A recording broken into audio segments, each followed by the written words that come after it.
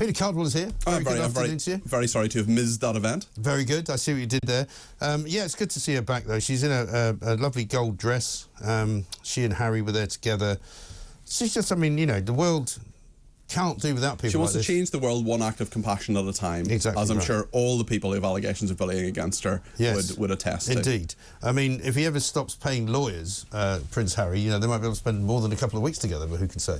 Anyway, Prime Minister's questions looked lively today. This was brilliant. Yes, they tore strips out of one another, and of course wasn't Keir Starmer and Rishi Sunak. It was the much more interesting Angela Rayner and, for the first time, Oliver Dowden, the new Deputy Prime Minister. Or as we called it, the Battle of the Gingers. Battle of the Gingers, yes indeed. So tell us what happened. Well, it just got pretty feisty. At one point they traded insults, especially at the start. Let's take a look. Thank you, Mr. Speaker, and it's a pleasure to welcome yet another Deputy Prime Minister to the dispatch box. The third deputy that I've faced in 3 years, and you know what they say, the third time's a charm. And I'm also pleased to note, Mr. Speaker, that the Prime Minister has a working class friend, finally. I seem to remember that after the loss of 300 Conservative seats at last year's local elections, the Right Honourable gentleman resigned, saying someone must take responsibility. After 1,000 more Conservative councillors have been given the boot by voters, who does he think is responsible now?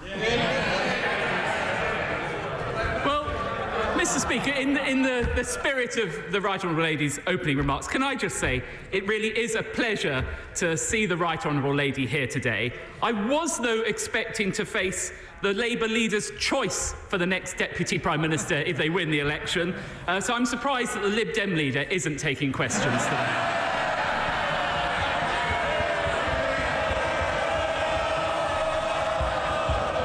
And, Mr. Speaker, you will forgive me, Mr. Speaker, you will forgive me if I take the Right Honourable Lady's predictions with a pinch of salt. After all, she confidently predicted that the Right Honourable Member for Islington North would one day be Prime Minister.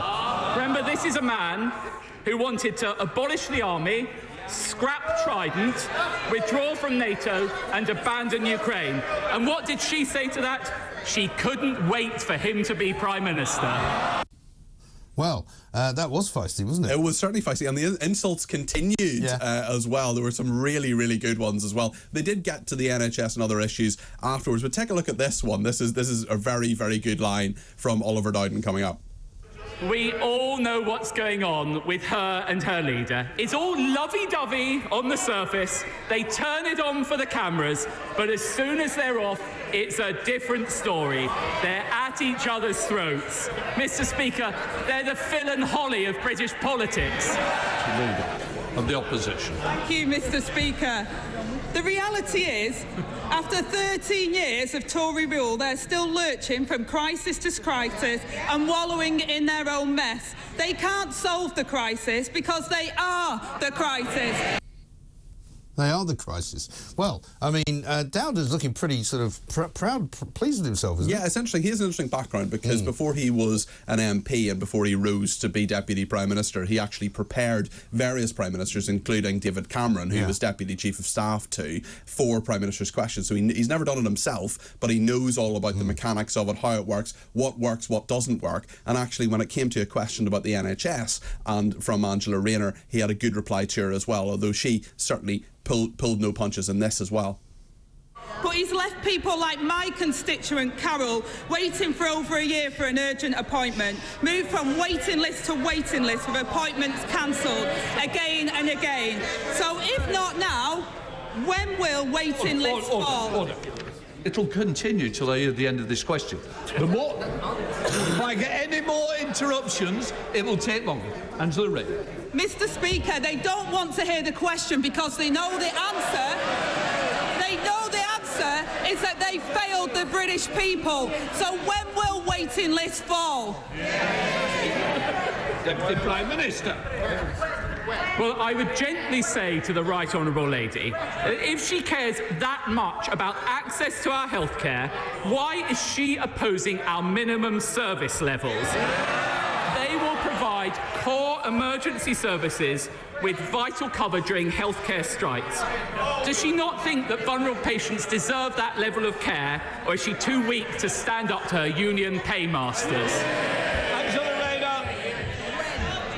Mr. Speaker, we all want minimum service levels. It's this government. It's this government that have failed to provide minimum service levels in all of our trains, in all of our public services, because they've run them down and mismanaged them for the last 13 years. It's all a bit sort of Punch and Judy, though, isn't it? There wasn't much policy being discussed. No, I mean, we've had three of the major bits of what happened between them, and we talked about the NHS and minimum service. I mean, it's all good fun, don't you get me wrong, but I mean, there'll be people watching this and listening to it going, when are they actually going to address the problems that the country appears to be facing? Well, yes, indeed, and actually, there's one more clip we're going to look at here where it really just got heated. There wasn't a lot of policy, as you say, but the insults continued, especially from Angela Rayner. Yeah. After 13 years of the Tories, they're stuck in a conveyor belt of crisis. And while his party's preparing for opposition with their Trump Tribute Act conference over the road, Labour are focused on fixing the real problems facing British people. The Tories have picked their side. They're for the vested interests, for the oil companies and the bankers, for those that are profiting from the crisis and not suffering from it. Whether it's failing the millions of people anxiously waiting for treatment or overseeing a rise in child poverty.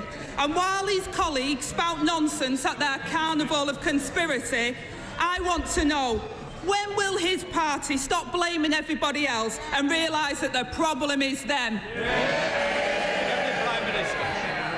Mr. Speaker, I will proudly defend our record in office.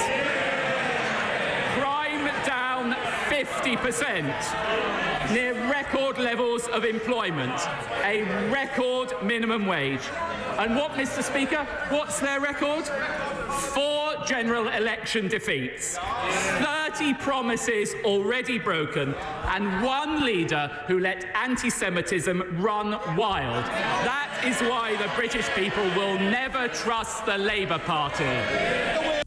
Well, the full house, really, there. Yeah, a lot of heat, not a lot of light necessarily, but enjoyable heat, interesting heat. But in terms of what it actually means for real people, not a huge amount. But then Prime Minister's questions, it's sometimes very interesting. Often with Sunak and Starmer, it can be a little bit dull. But actually today, it's got very personal between those two as well, hasn't definitely. it? You know, we were talking to Tim Montgomery this morning, and he's predicting a very personal kind of attack campaign on both sides. Well, it started already. When the general election really gets into full flow. But good to see you, Peter. Thank you very much indeed. See you back at the weekend. Yes, indeed. I know it's a long way off, but, you know, here we are. We're nearly in June. I know. No, I'm here between 10 and 1 on Saturday, so thank you. Excellent stuff. We'll see you soon. That was Prime Minister's Questions from Peter Cardwell.